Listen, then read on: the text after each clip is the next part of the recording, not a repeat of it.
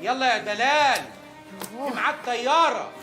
يا لهوي، ده انت منين؟ طياره تقول لي رايحه مشوار الاول. ما انت لو تفصل شويه انا هنجز بسرعه. طب يلا بسرعه يا دلال.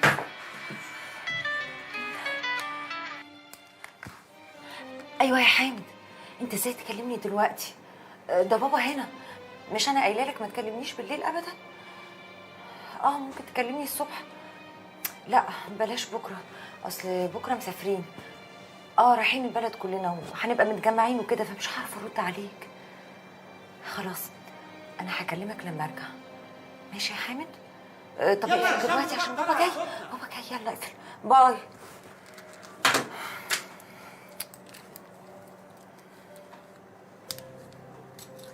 ما يلا يا بنت. خلاص اهو.